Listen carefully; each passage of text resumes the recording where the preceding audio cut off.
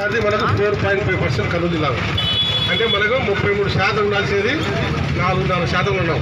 So ఎంత పెంచాలి చూడండి మళ్ళీ ఇంకా గ్రీనరీ. సో కాబట్టి మనం ట్యాంక్ బండ్స్ చెర్లు గట్ల మీద, కాలు గట్ల మీద, రోడ్లు వెంబడి, ఎక్కడ ఖాళీ స్థలం అక్కడ ఇండస్ట్రీలు, స్కూల్స్, కాలేజెస్, హాస్పిటల్స్ ఎక్కడ పడితే అక్కడ విపరీతంగా చెట్లు నాటుతుంది తప్ప మనం అచీవ్ కాలేము ఆ టార్గెట్స్. సో కొన్ని చోట్ల కొన్ని చెట్లు తీయాల్సి వస్తుంది. రోడ్డు వైండింగ్ అయింది, ట్రాఫిక్ పెరిగిపోయింది. మంచి గార్గేపురం రోడ్డు చూసినారు. గార్గేపురం అసలు ఎండకు పడకుండా కర్నూలు నుంచి గార్గేపురం దాకా కింద చెట్లు బ్రహ్మాండమైన బ్రిటిష్ కాలనీ. కానీ రోడ్డు ట్రాఫిక్ విపరీతమైన కార్లు, ట్రాఫిక్ పెరిగిపోయింది, యాక్సిడెంట్స్ పెరుగుతున్నాయి. అటు ముఖ్యంగా ఫస్ట్ టాప్ ప్రయారిటీ ప్రజల భద్రత, ప్రజల క్షేమం. 2 తర్వాత పర్యావరణం, ఎన్విరాన్మెంట్.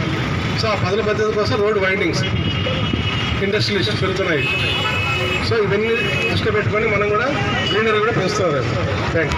నగరంలో ఇంకోటి ముఖ్యంగా మన కర్నూలు జిల్లా ప్రజలకి ఆహ్లాదకరమైన లంగ్ స్పేస్ గార్గేపురం దగ్గర 300 హెక్టార్లో మంచి సిటీ ఫారెస్ట్ కేంద్ర ప్రభుత్వ నిధులు, రాష్ట్ర నిధులతో ఏర్పాటు జరిగింది.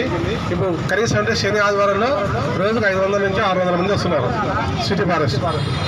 ఒక నెలకు మనకు దాదాపు 2000 నుంచి 2500 మంది వస్తున్నారు.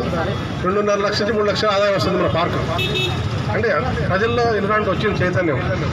అట్లాగే ఇంకోటి ఇక్కడ పుల్లయ్య పార్క్ అని వెంగన్నబాది దగ్గర అది కూడా త్వరలో ఇనాగ్రేట్ చేస్తాం. 10 రోజుల్లో తయారైంది పార్కు. సో ఎక్కడైతే మనకు